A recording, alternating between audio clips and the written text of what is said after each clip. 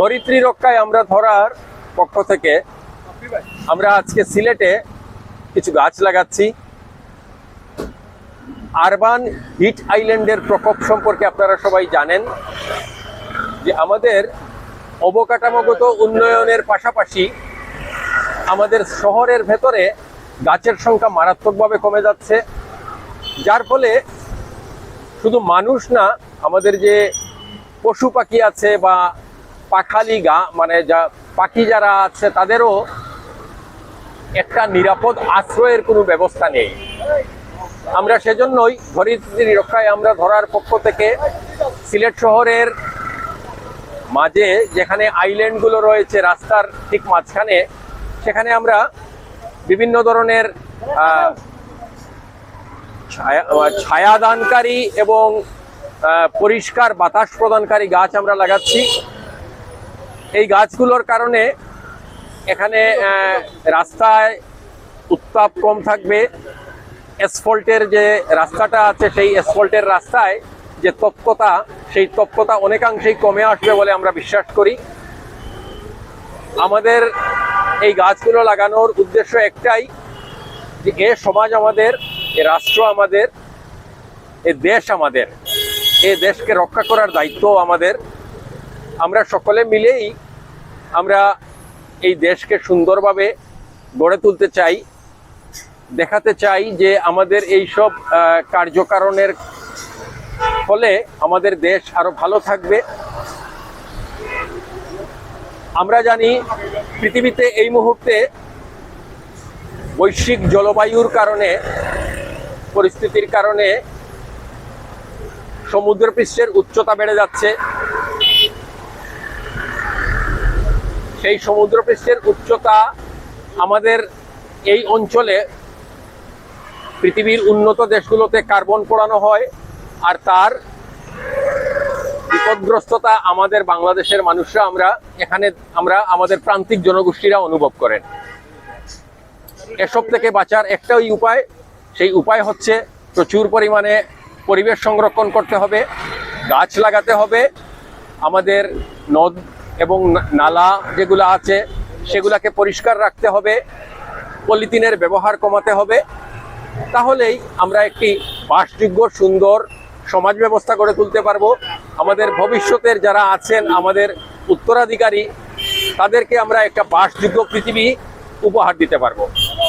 ধরিত্রী রক্ষায় আমরা ধরার পক্ষ থেকে আজকে আমাদের এখানে সিলেটের মাননীয় সভাপতি, আমাদের ধরিত্রী রক্ষায় আমরা ধরার ডাক্তার মুস্তাফা শাহজামান চৌধুরী বাহার, সিলেট মেট্রোপলিটন ইউনিভার্সিটির ভিসি জহিরুল হক শাকিল, সিলেট জজ কোর্টের সিনিয়র আইনজীবী জনাব আব্দুল খালিক, অ্যাডভোকেট অরূপ শ্যাম বাপ্পি, সমাজকর্মী রোমেনা বেগম রুজি, পরিবেশকর্মী সুহাগ তাজুল আমিন, নাট্যকর্মী নাহিদ পারভেজ বাবু সহ আমরা এখানে যারা আজকে ধরার পক্ষ থেকে এখানে আমরা এসেছি, আব্দুর রহমান হীরা আছেন পরিবেশ কর্মী এবং সামাজিক কর্মী, সমাজকর্মী,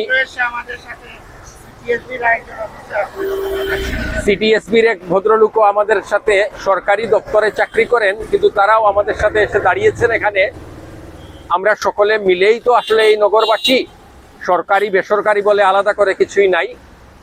ধরার পক্ষ থেকে আমরা আজকে এখানে এটা প্রতীকী কোনো গাছ লাগানো নয়, আমরা সিলেট শহরের মাঝখানে আরো প্রচুর গাছ লাগাবো। আমরা বিশেষ করে এই আইল্যান্ডগুলোকে আমরা টার্গেট করেছি। আমরা আশা করি সিলেট সিটি কর্পোরেশন এবং সিলেটের স্থানীয় প্রশাসন আমাদের এইসব কাজে আমাদেরকে সহযোগিতা করবেন এবং সারা শহরের মধ্যে আমরা বিভিন্ন জায়গায় ফলজ, বনজ, ঔষধি গাছ আমরা লাগাতে চাই। আমাদের দেখা দেখি সিলেটের বিভিন্ন স্কুল কলেজের যে বাচ্চারা আছে তারাও উৎসাহিত হয়ে আরো বেশি করে তাদের বাড়ির আঙিনায়, ফাঁকা জায়গায় গাছ লাগাবেন, সেই আশাবাদ ব্যক্ত করেই আমরা আমাদের এই অনুষ্ঠান আজকে চালু রাখছি। ধন্যবাদ। আমাদের মধ্যে উপস্থিত আছেন আজকের অনুষ্ঠানের সভাপতি, আমাদের ধরার সভাপতি ডাক্তার মুস্তফা শাহজামান চৌধুরী বাহার সহ সিলেটের বিশিষ্ট ব্যক্তিবর্গ, সিলেট জেলা আইনজীবী সমিতির সাবেক সভাপতি, প্রথিতযশা আইনজীবী অ্যাডভোকেট আব্দুল খালিক, রুমেনা আক্তার রুজি, সোহাগ তাজুল আমিন, নাহিদ পারভেজ রানা, আমাদের রূপসেম বাপ্পি এবং আমাদের লিমন ভাই সহ সবাইকে শুভেচ্ছা জানাচ্ছি। আসলে লিমন ভাই অনেক কথা বলে ফেলছেন। যে জিনিসটা হচ্ছে, আমরা জানি এল নিনুর প্রকোপে সারা বিশ্বের আবহাওয়া কিন্তু তছনছ হয়ে যাবে, এবং এটার প্রতিক্রিয়াটা হচ্ছে এরকম যে কোনো কিছু প্রিডিক্ট করা যাবে না, সব কিছু আনপ্রেডিক্টেবলভাবে হবে। তো আমাদের দেশগুলো যেমন দারিদ্র পীড়িত, উপকূলে অবস্থিত দ্বীপ এলাকার দেশসমূহ কিন্তু এর বেশি হুমকিতে থাকবে। তো আমাদের এত জলবায়ু ফান্ডও নাই যে আমরা এগুলাকে মিটিগেট করতে পারবো। এর মধ্যে সহজ একটা উপায় হচ্ছে আমাদের গাছ লাগানো। তো আমাদের দরার উদ্যোগে সিটি কর্পোরেশনের সহযোগিতায় আমরা সিলেটের আইল্যান্ডগুলোকে আমরা নির্বাচিত করেছি। আইল্যান্ডগুলো অনেক আইল্যান্ড আছে, আপনার ফাঁকা পড়ে আছে। আমরা এই ফাঁকা জায়গাতে নিম গাছ অগ্রাধিকার ভিত্তিতে আরও বিভিন্ন বনজ ঔষধি গাছ আমরা লাগানোর উদ্যোগ নেব, এবং এটা বছরব্যাপী চলবে। এবং আমরা যেটা সবচেয়ে বেশি গুরুত্ব দিচ্ছি, আমাদের অ্যাডভোকেট আব্দুল খালিক বলছিলেন যে গাছ লাগানো, এই গাছ যায় কোথায়, এটা হচ্ছে দেখভাল করা হয় না। তো পাশাপাশি দেখভাল করতে হবে। আমরা সিটি কর্পোরেশনকে আহ্বান জানাবো যে আপনার এটার অভিভাবকত্ব বা গার্ডিয়ানশিপ আপনার নিতে হবে, এবং আমরাও যারা আমরা এই নগরে বসবাস করি এই গাছগুলোকে দেখভাল করতে হবে। ধন্যবাদ সবাইকে। বিসমিল্লাহির রহমানির রহিম। আজকে অশেষ ধন্যবাদ জানাচ্ছি এই পরিবেশ, এই ধরিত্রী অর্গানাইজেশনে যে গাছগুলো লাগাচ্ছেন, আমি দেখে খুবই আনন্দিত। এবং খালি সিলেট শহর না, আমার মনে হয় আপনারা সিলেট শহর সহ আশপাশ শহরের আশপাশ বিভিন্ন জায়গায় যদি আপনারা আরও গাছ লাগান, আমরা আপনাদেরকে সহযোগিতা করব। প্রয়োজনে সিটি কর্পোরেশন তো আপনার সহযোগিতা করতেছে, আপনার এটা চালু রাখবেন সবসময়, খালি এই বছর নয়, আপনার মানে কন্টিনিউয়াসলি এটা চলবে আমি মনে করি, আশা করি। সবাইকে অশেষ ধন্যবাদ, পরিবেশ কর্মীদেরকে অশেষ ধন্যবাদ। আসসালামু আলাইকুম। ফিল আপ করছি, যে গাছগুলো মরে গেছে আমরা সেগুলোকে আবার নতুন করে লাগাচ্ছি। এই এই কর্মকাণ্ড চলতে থাকবে, এবং এখানে যারা শরিক হয়েছেন তারা আমার সংগঠনের পক্ষ থেকে সবাইকে জানাচ্ছি শুভেচ্ছা, ধন্যবাদ এবং কৃতজ্ঞতা। ধন্যবাদ। আমরা যে জায়গায় দাঁড়িয়ে আছি, আমরা যখন গাছ লাগাচ্ছি তখনও দেখতে পাচ্ছি যে চারিদিকে গাড়ি চলতেছে, গাড়ির যে ধোঁয়ার যে গরমটা আমরা এখনো যেটা অনুভব করতে পারছি।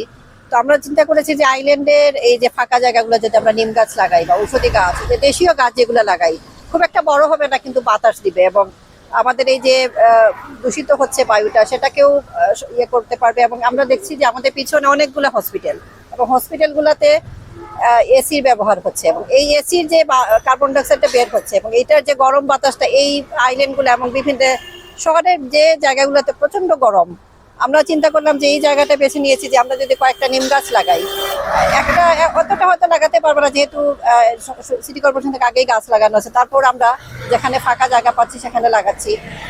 আমাদের পক্ষ থেকে এবং আমাদের জায়গা থেকে আমাদের প্রচেষ্টা এটাই যে কিছুটা হলেও যদি আমরা গরমের তীব্রতা কমাতে পারি, তাপমাত্রার যে সহনীয় হতে পারে, সেটার জন্য আমরা যাতে কাজ করতে পারি। আমরা হয়তো শুরু করেছি, ভবিষ্যতে আরো এটা দেখে হয়তো আরো অনেকে উৎসাহিত হবেন, আরো অনেকেই করবেন, এটি আমরা আশা করি। এবং সিটি কর্পোরেশনও যাতে দেশীয় গাছ এবং ফলজ বনজ গাছ, যেগুলা ঔষধি গাছ, যেগুলা পাখি বসতে পারে এবং বাতাস দিতে পারে, যাতে মানে চলাচল করছেন যারা পথচারী তারাও যাতে বাতাস পান, সেই সুযোগটা করে দিবেন, এবং সেই সব গাছগুলোই যেন আইল্যান্ডে লাগানো হয়, এটাই আমাদের অনুরোধ থাকবে। ধন্যবাদ। বৃক্ষরোপণ, সবুজের আচ্ছাদন, এই স্লোগানে আজকের ধরা এই সিজনে আমরা এই বর্ষাকালে শুরু করলাম। বিভিন্ন আইল্যান্ডে আমরা গাছ লাগাবো। আপনারা আমাদের অভিভাবকদের কথা শুনেছেন। আমরা সিটি কর্পোরেশন সহ জেলা প্রশাসন সহ সবার সহযোগিতা চাচ্ছি। আমরা পরিবেশবাদী যত সংগঠন আছি আমরা সবাই মিলে আসুন, গাছ লাগাই, জীবন বাঁচাই, পরিবেশ সুন্দর করি।